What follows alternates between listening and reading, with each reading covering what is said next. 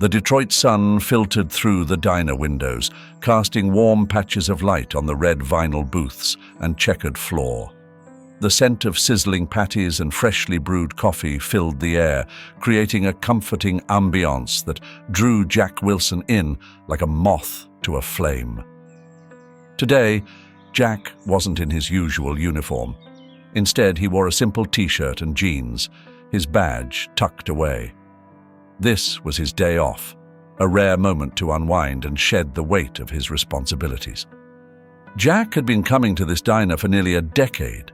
It was a place where he could just be Jack, not Officer Wilson. The friendly chime of the door announced his arrival, and he was met with the familiar hum of conversations and the clatter of dishes. His eyes scanned the room, quickly finding a friendly face. "Morning, Jack," Emily called out, her smile warm and welcoming.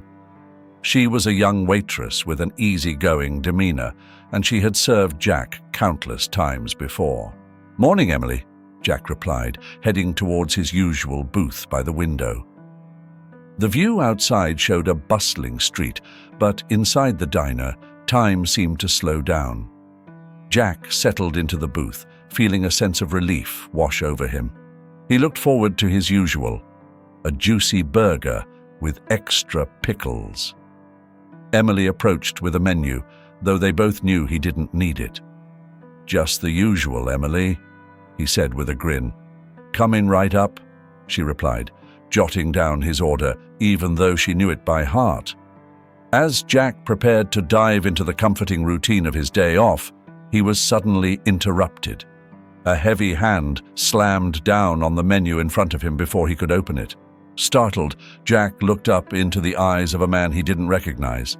This man, burly and stern-faced, was definitely not Sam, the usual manager.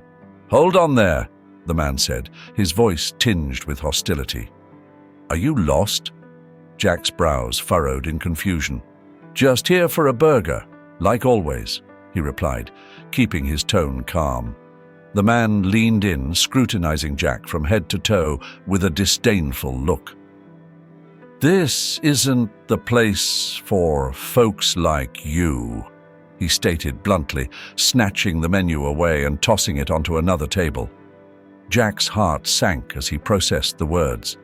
The air in the diner grew tense, the friendly chatter fading into an uneasy quiet. He looked around, seeing the other patrons avoiding eye contact, their faces a mix of discomfort and silence. "Folks like me?" Jack asked, his voice steady but laced with a rising anger. The man scoffed. "Yeah, folks that look like you," he said, his gaze piercing. He then turned away, leaving Jack sitting there, a storm of emotions brewing within him. The once comforting smell of burgers now left a bitter taste in the air. Jack sat frozen for a moment, grappling with the blatant discrimination he had just faced. This diner, his sanctuary, had suddenly become a battleground. The initial shock slowly turned into a simmering resolve. Jack knew he couldn't let this go. This moment, as painful as it was, sparked something within him. A need to stand up, not just for himself, but for anyone who had ever been told, "This isn't the place for you." Jack stood, his heart pounding as the man's words echoed in his mind. "This isn't the place for folks like you." The hostility in the manager's voice was unmistakable. He felt a mix of confusion and anger bubbling up inside him. This diner had always been a sanctuary, a place where he could escape the pressures of his job and just be himself. But now it felt like a battleground. Taking a deep breath, Jack walked over to the counter where the manager stood, his demeanor unyielding. "Excuse me," Jack began, trying to keep his voice steady. "We need to talk about what you just said." The manager turned, his eyes narrowing. "There's nothing to talk about. I told you to leave. This place isn't for people like you." Jack clenched his fists, struggling to keep his composure. "You can't refuse service to someone based on their race. It's against the law." The manager scoffed, a mocking smile playing on his lips. "Oh, the cop's going to lecture me about the law? That's rich." Before Jack could respond, the manager shoved him hard in the chest. Jack stumbled backward, colliding with a nearby table. The clatter of dishes and the gasps of diners filled the air. The once comforting atmosphere of the diner had turned tense and hostile. Jack's police instincts kicked in. He straightened up, his training taking over. "I didn't want it to come to this," he said, his voice firm. He stepped forward, ready to defend himself. The manager swung a clumsy punch at Jack's face. Jack ducked, then grabbed the man's arm, twisting it behind his back and pushing him against the counter. The manager struggled, cursing under his breath, but Jack held firm. "Enough!" Jack shouted, his voice echoing through the now silent diner. "You're out of line, and you know it." The surrounding diners sat frozen, their eyes wide with shock and discomfort. Some avoided looking at Jack altogether, while others whispered among themselves, the tension in the air palpable. No one moved to help or intervene. They just watched, their unease evident. Jack released the manager, who staggered back, rubbing his arm and glaring at Jack. "You think you're tough because you're a cop? You think that means you can do whatever you want?"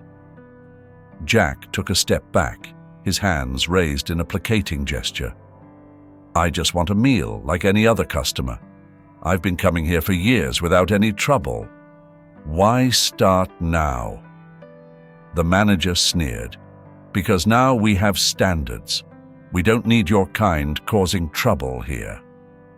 Jack felt a pang of frustration and sadness. He glanced around the diner, hoping for some sign of support, but met only averted eyes and hushed voices. The isolation he felt was stark and heavy. Without another word, Jack turned and walked out of the diner. The familiar chime of the door sounded almost mocking as he stepped outside into the bright sunlight. His appetite had vanished, replaced by a gnawing sense of injustice and resolve. As he walked to his car, Jack made a silent vow. He couldn't let this stand. Not just for himself, but for anyone who had ever faced such blatant discrimination. Driving away from the diner, Jack's mind raced with thoughts of what to do next. He needed to gather evidence, to make sure that the manager's actions were brought to light. He thought about Emily, the waitress, and wondered if she might be willing to speak up. He thought about his colleagues at the precinct, wondering how they would react to his story. Jack's drive home was anything but peaceful. His mind churned over the incident at the diner, the blatant racism, and the feeling of isolation that had settled deep in his chest. As he pulled into his driveway, his phone rang. The caller ID displayed the name Captain Roberts. "Wilson here," Jack answered, trying to keep his voice steady. "Jack, it's Roberts. I heard about what happened at the diner. We need to talk." Jack sighed. "Yeah, Captain, it was unexpected. Come by the precinct first thing tomorrow. Internal Affairs is going to want a statement." "Understood, Captain," Jack replied, ending the call. The weight of the situation began to press down on him. He knew an internal investigation meant his actions would be scrutinized, possibly criticized. As a black officer, he had always been walking a tightrope, balancing his duty with the harsh realities of racial prejudice. Now, it seemed that balance had been thrown into turmoil. Just as Jack was about to enter his house, his phone buzzed again. This time, it was a text from a colleague, Sam, offering support. "Hang in there, man, we've got your back." Jack appreciated the sentiment, but he knew not everyone would feel the same. Later that evening, as he sat down to a solitary dinner, the phone rang again. The name Maria flashed on the screen. He hesitated, knowing this call would bring emotional weight.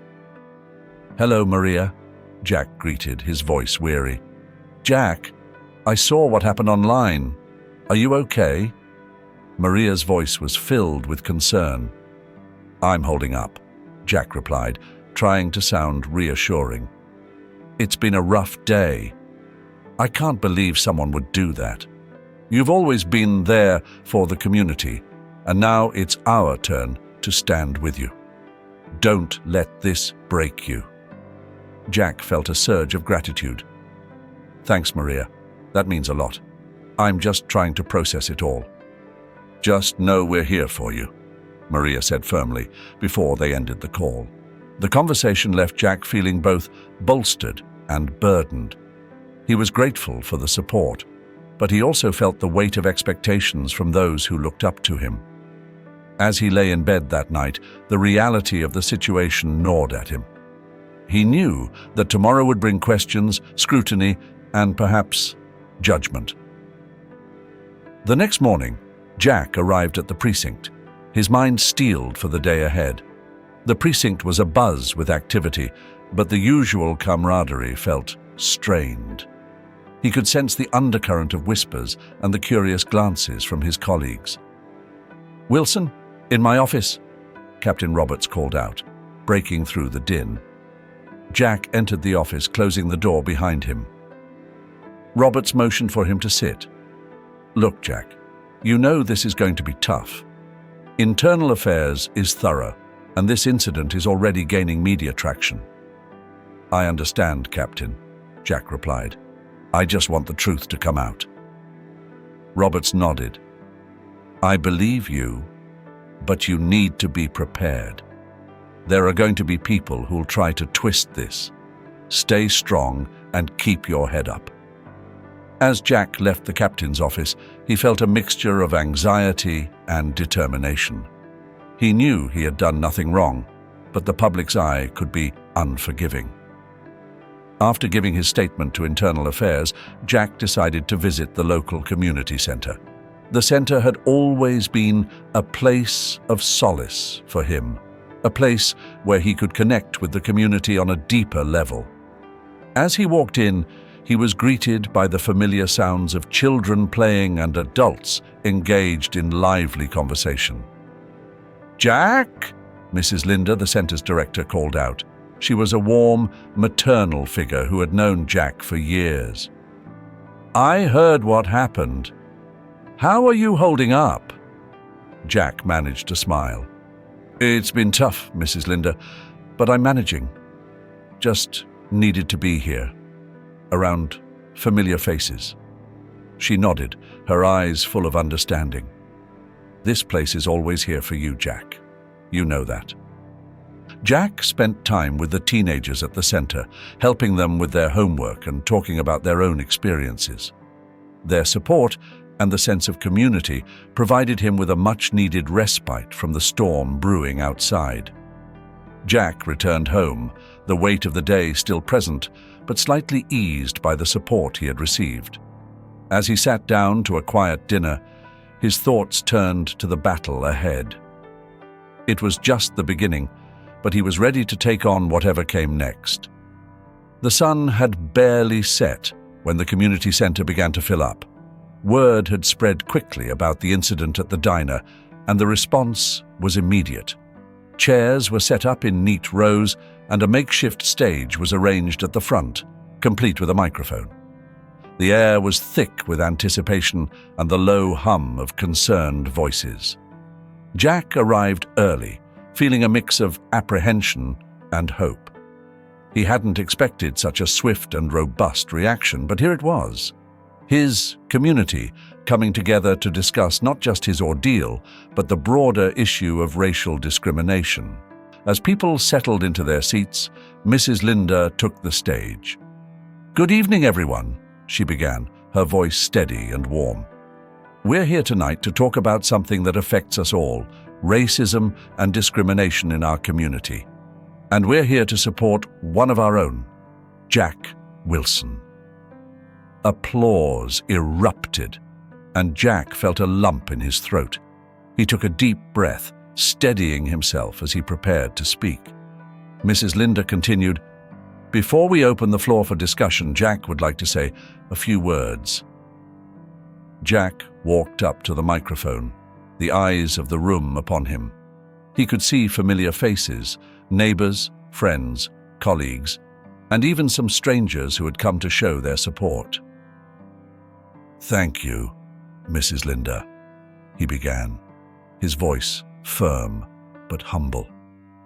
"And thank you all for being here. This isn't just about what happened to me. It's about what happens to so many people every day, and it's something we need to address together." He paused, gathering his thoughts. "The other day at the diner, I was refused service because of the color of my skin. It was a harsh reminder that discrimination is still very much alive. But seeing all of you here tonight gives me hope. It shows that we're not willing to stand by and let it happen." The room was silent, everyone listening intently. "Now, I'd like to hear from you," Jack continued. "Let's talk about our experiences and figure out how we can support each other and fight against this injustice." One by one, members of the community began to speak. An elderly man recounted his own experiences with racism decades ago. A young mother spoke about the challenges her children faced at school. A local business owner discussed the subtle biases he encountered daily. As Jack listened, he felt a profound sense of connection. These were his neighbors, sharing their pain and their resilience. He realized that their collective strength was far greater than he had imagined. Then, Emily stood up from the back of the room. Jack hadn't noticed her arrive, but now all eyes were on her. She made her way to the front and took the microphone. "Hi, everyone," she began, her voice a little shaky but determined. "I'm Emily. I was working at the diner the day this happened. I saw everything and I recorded it." A murmur went through the crowd. Jack's heart raced. He hadn't expected this. Emily continued, "I knew it wasn't right, the way the manager spoke to Jack. It was awful. I recorded the conversation because I thought it might be important, and now I want to share it with you." She pulled out her phone, and the room fell silent. She played the recording, and the manager's hostile words filled the air. The tension was palpable, the injustice clear. When the recording ended, the room erupted in applause and support for Emily. Jack felt a surge of gratitude and respect for her courage. "Thank you, Emily," he said, taking the microphone again. "This is exactly the kind of evidence we need. Together, we can make sure that voices like the manager's don't go unchallenged." The forum continued late into the evening, with more stories, more solidarity, and a growing sense of purpose. By the end of the night, Jack felt a renewed determination. He wasn't just fighting for himself anymore, he was fighting for his entire community. The courtroom was a stark contrast to the lively community center. It was sterile, with polished wooden benches and a judge's bench that loomed over everyone. Jack sat at the plaintiff's table, his heart pounding in his chest. Emily sat beside him, her presence a quiet reassurance.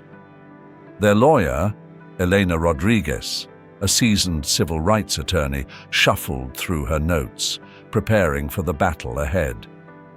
"Remember, Jack," Elena said, her voice calm but firm, "we've got a strong case. Just stick to the facts, and we'll get through this." Jack nodded, taking a deep breath.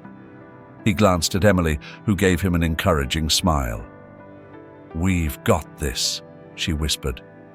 The judge entered the room, and everyone stood. The proceedings began with opening statements. Elena rose, her demeanor confident and commanding.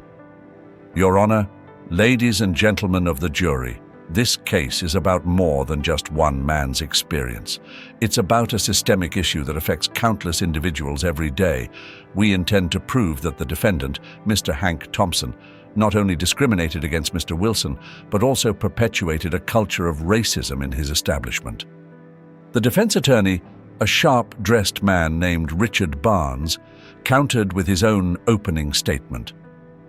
"Ladies and gentlemen, my client, Mr. Thompson, is a respected businessman who has been falsely accused. This is a misunderstanding, blown out of proportion by individuals with their own agendas. We will show that Mr. Thompson acted within his rights and that there is no basis for these allegations." As the trial progressed, Eleanor meticulously presented their evidence. Emily's recording was a crucial piece, played for the jury to hear. The hostile tone of Thompson's voice, his discriminatory remarks, echoed through the courtroom, leaving no room for doubt about his intentions. Witness after witness took the stand. Community members who had experienced similar treatment at the diner shared their stories, painting a clear picture of a pattern of discrimination. Each testimony added weight to their case, and Jack felt a growing sense of hope. But the defense was relentless. Barnes cross-examined each witness, trying to poke holes in their stories and discredit their experiences. When it was Jack's turn to testify, Barnes was particularly aggressive. "Mr. Wilson," Barnes began, "isn't it true that you have a history of conflicts, that you've been known to overreact in situations?" Jack kept his composure. "No, that's not true. I've always done my best to handle conflicts professionally." Barnes smirked. "And yet, you found yourself in a physical altercation at the diner. Isn't that correct?" "I was defending myself," Jack replied firmly. "Mr. Thompson pushed me. I acted in self-defense." The tension in the room was palpable. Jack could see the jury members listening intently, weighing every word. He knew this was a critical moment. Eleanor stood for redirect examination. "Mr. Wilson, can you describe the environment at the diner before the incident? How were you treated by the staff and other patrons?" Jack nodded. "I was treated well by the regular staff and most patrons, but when Mr. Thompson confronted me, it was clear he had a problem with me being there. His words and actions were discriminatory, and he made it clear that people like me weren't welcome." Eleanor turned to the jury. "Thank you, Mr. Wilson. No further questions." As the trial days stretched on, the community's support became more visible. Protesters gathered outside the courthouse, holding signs that read, "Justice for Jack" and "End Racism Now." Their chants could be heard faintly through the courtroom walls, a constant reminder of the broader significance of the case. One afternoon, during a break in the proceedings, Jack and Emily sat on a bench outside the courthouse. The crowd outside had grown larger, and the atmosphere was charged with a sense of urgency. "Do you think we're making a difference?" Emily asked, looking at the protesters.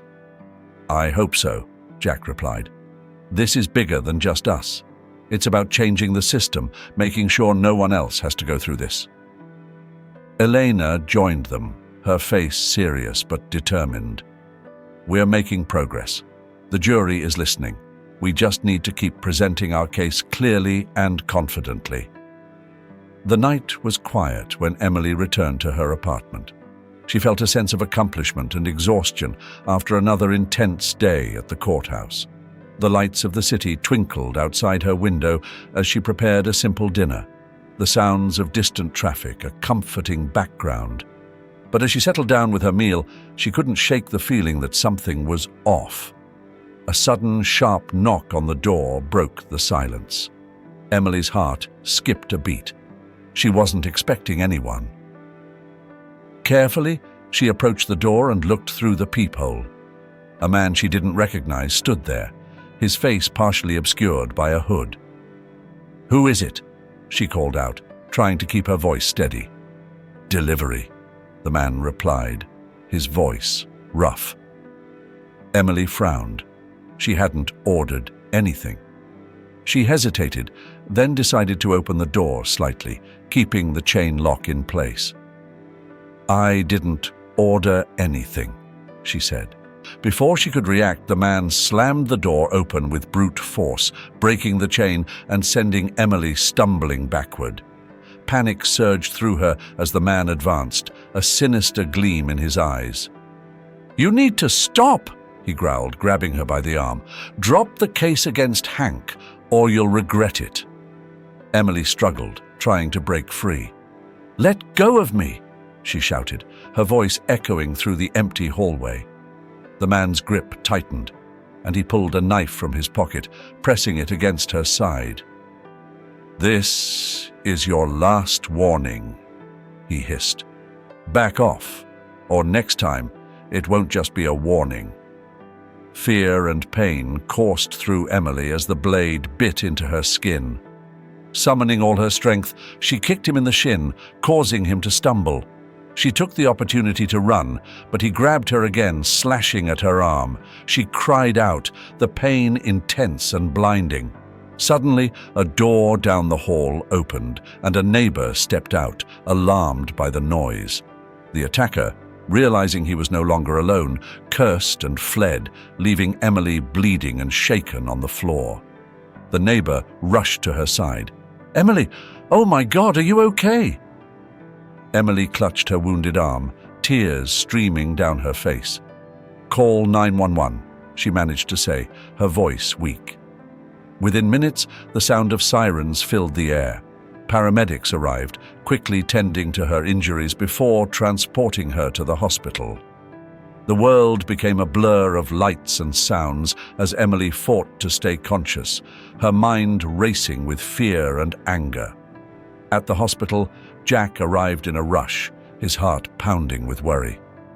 He found Emily in the emergency room, her arm bandaged and her face pale but determined. "Emily," he said, his voice choked with emotion. "What happened?" She looked at him, her eyes filled with pain and defiance. "It was a warning," she whispered.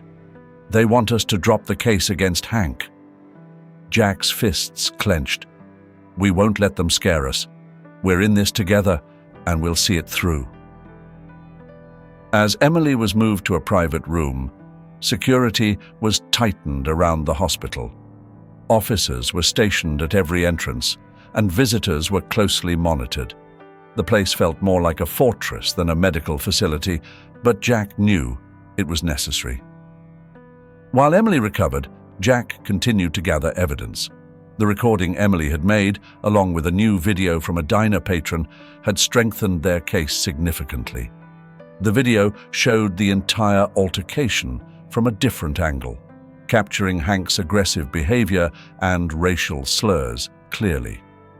Meanwhile, the investigation into Hank's connections revealed a web of corruption that extended far beyond the diner. A city councilman, known for his conservative views, was implicated, and the scandal began to unravel. The media caught wind of the story, and soon it was all over the news. The news broke early one morning, sending ripples through the city. Hank Thompson, embroiled in allegations of corruption and racial discrimination, had vanished. His sudden disappearance came just as new evidence linking him to a broader political scandal emerged. The media was abuzz with speculation, and the hunt for Hank began in earnest. Jack was at the precinct when he heard the news. "Hank's on the run," Captain Roberts said, his face grim. "We've got teams combing the city. He won't get far." As the days passed, the tension grew palpable. Every lead was pursued with relentless determination, but Hank seemed to slip through their fingers each time. The city buzzed with rumors, and the public's interest in the case intensified.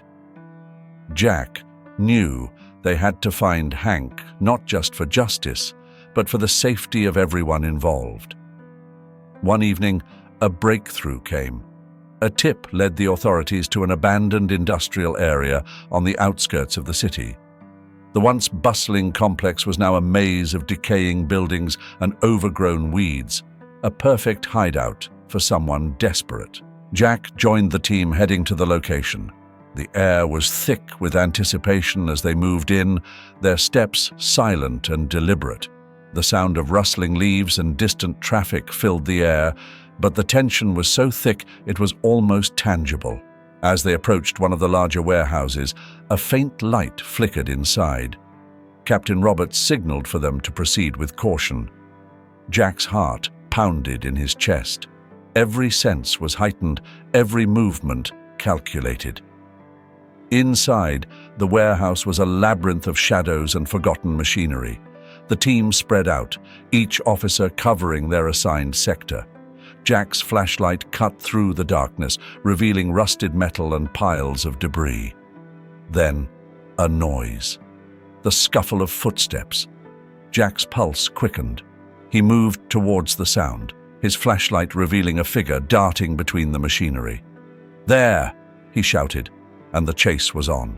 Hank, looking disheveled and desperate, tried to evade capture. But the officers were relentless. The pursuit was swift and precise, ending when Hank tripped over a piece of metal and fell hard to the ground. Jack and another officer were on him in seconds, securing him in handcuffs. "You're done, Hank," Jack said, his voice steady but filled with a mix of relief and anger. Hank glared up at him, his defiance flickering briefly before fading. "You think this changes anything?" he spat. Jack leaned in, his voice low. "It changes everything." As they escorted Hank out of the warehouse, the waiting media captured every moment. The flash of cameras and the buzz of reporters filled the air. The arrest of Hank Thompson became a major news event, splashed across headlines and broadcasted on every network. The public reaction was immediate and overwhelming. Support for Jack and Emily swelled. The community rallied around them, their determination to see justice served stronger than ever. Protests turned into celebrations, and the atmosphere in the city shifted from tension to triumph. But amidst the victory, there was a sobering reality. The threats against Jack, Emily, and others involved in the case hadn't disappeared. The network Hank was part of was vast and insidious, and they knew that taking down one man was only the beginning. In the days following Hank's arrest, Jack and Emily found themselves navigating a new reality. Security was tightened even further, and their every move was monitored. The danger was still present, but so was their resolve.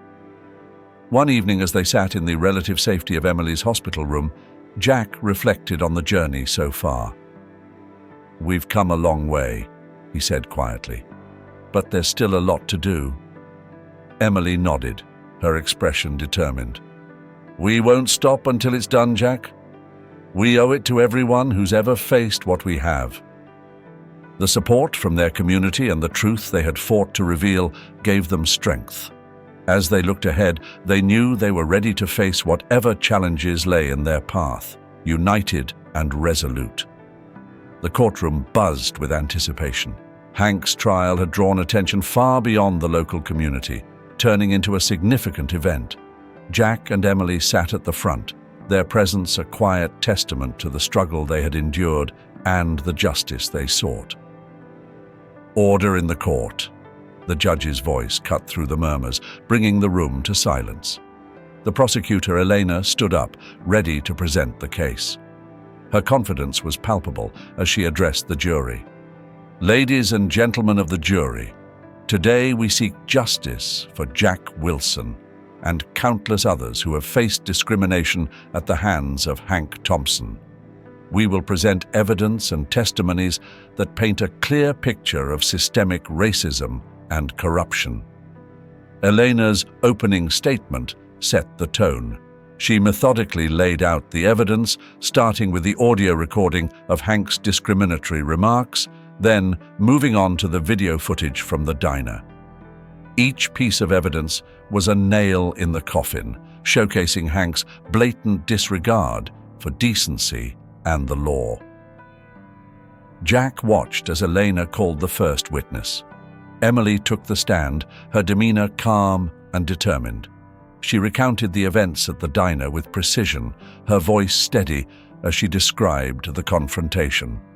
Hank Thompson made it clear that Jack was not welcome. His words and actions were not only discriminatory, but also threatening, Emily stated firmly. The defense attorney, Richard Barnes, rose for cross-examination. He aimed to discredit Emily's testimony, but her unwavering confidence made it difficult. "Miss, isn't it possible that you misinterpreted Mr. Thompson's words?" Barnes asked, trying to sow doubt. Emily shook her head. No. His intent was clear. He didn't want Jack there because of his race. Barnes pressed on, but Emily's responses remained consistent and concise. Her testimony was compelling, leaving little room for doubt about Hank's actions. Next, it was Jack's turn. He took the stand, feeling the weight of the moment. He recounted his experience at the diner, detailing the discrimination he faced and his decision to stand up against it. "Mr. Wilson," Barnes began, his tone calculated, "you have a history of conflict, don't you?" Jack met his gaze. "I've always handled conflicts professionally. This situation was different. It was about defending my dignity." Barnes tried to undermine Jack's credibility, but the evidence and the community's support were too strong. The jury listened intently, their expressions suggesting they saw through Barnes's tactics. Throughout the trial, Elena skillfully countered the defense's arguments. She called other victims of Hank's discriminatory practices to testify, each adding another layer to the case. Their stories created a tapestry of injustice that was hard to ignore. The trial's climax came when Elena presented the findings from the corruption investigation. The links between Hank and the corrupt city councilman added a sinister dimension to the case, highlighting a deeper issue of power and prejudice. After days of intense testimonies and legal arguments, it was time for closing statements. Eleanor stood before the jury, her voice steady and impassioned. This case is about more than just one man's prejudice. It's about standing up against a system that allows such behavior to flourish. I urge you to consider the evidence and the testimonies. Justice must prevail. Barnes tried to paint Hank as a misunderstood businessman, but his arguments fell flat against the overwhelming evidence. The jury retired to deliberate, and the courtroom waited in tense silence. Hours later, the jury returned. The foreman stood, holding the verdict in his hands. "In the case of the state versus Hank Thompson, we find the defendant guilty on all counts." A collective sigh of relief swept through the courtroom. Cheers erupted from the public gallery, where supporters of Jack and Emily had gathered. The sense of justice finally served was palpable. Jack and Emily exchanged a look of triumph and exhaustion. They had fought a long and arduous battle, and this victory was a testament to their resilience and the community's unwavering support. As they left the courtroom, surrounded by friends and supporters, Jack felt a profound sense of accomplishment. The fight for justice wasn't over, but this was a significant step forward. Together, they had made a difference, and their journey would continue, fueled by the triumph of this moment. The courtroom's echoes of justice had barely faded when Jack and Emily stepped into their new roles within the community. The fight for equality and justice had not ended with the trial. It was merely the beginning of a new chapter. The energy from their victory had galvanized the community, sparking a wave of initiatives and reforms. Jack took on the leadership of a newly formed community liaison team. His years of service as a police officer, combined with his recent experiences, made him an ideal bridge between the police force and the citizens they served. He was determined to foster understanding, trust, and cooperation.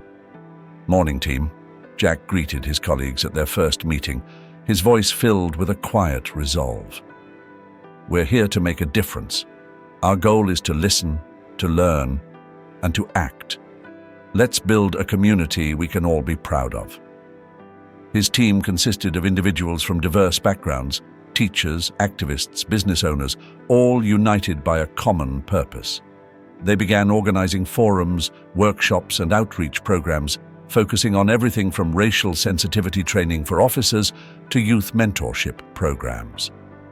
Meanwhile, Emily channeled her passion into activism. She collaborated with local organizations to address systemic issues and support victims of discrimination. Her experience at the diner and her role in the trial had given her a platform, and she used it to amplify the voices of those often unheard. At one of the community meetings, Emily stood before a group of young women. "Your stories matter," she said, her voice steady and warm. "We're here to make sure they're heard. Together, we can create change." Her words resonated deeply, inspiring a new generation of activists. Emily's efforts also led to the establishment of a legal aid fund, named in honor of her and Jack's struggle, to provide support for those who couldn't afford legal representation. The diner, once a scene of hostility, had transformed into a symbol of unity. Under new management, it had become a hub for community gatherings. Jack and Emily often visited, finding solace in the place that had once been a battleground. The walls now adorned with murals and photographs celebrating diversity and resilience. One evening, as they sat at their usual booth, Emily looked around and smiled. "It's amazing, isn't it? How far we've come." Jack nodded, his eyes reflecting a mix of pride and hope.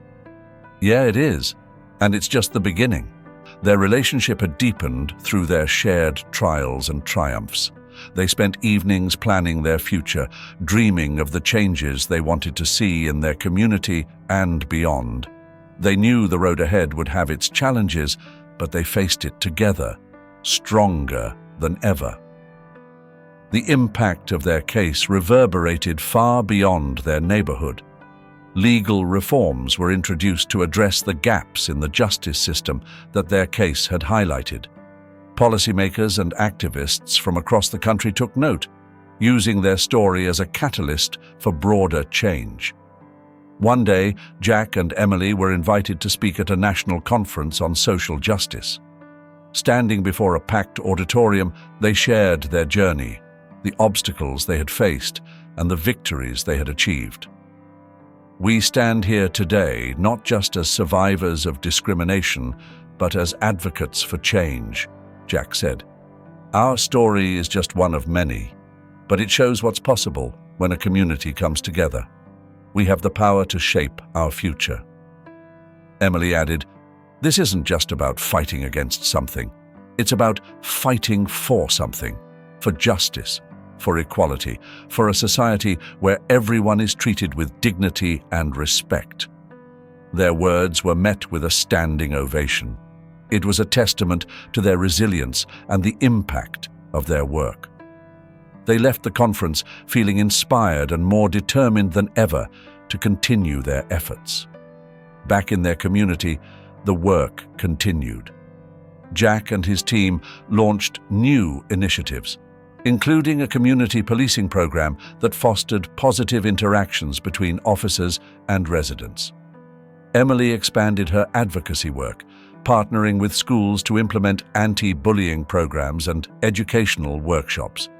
The diner, now a bustling community center on weekends, hosted events that brought people together: potlucks, cultural festivals, and storytelling nights. It had become a beacon of hope and unity, embodying the spirit of the changes Jack and Emily had fought for. As they walked through their neighborhood one crisp autumn evening, the leaves crunching under their feet, Jack and Emily felt a profound sense of accomplishment. They stopped in front of a mural depicting various community leaders, including a likeness of them both, painted by a local artist.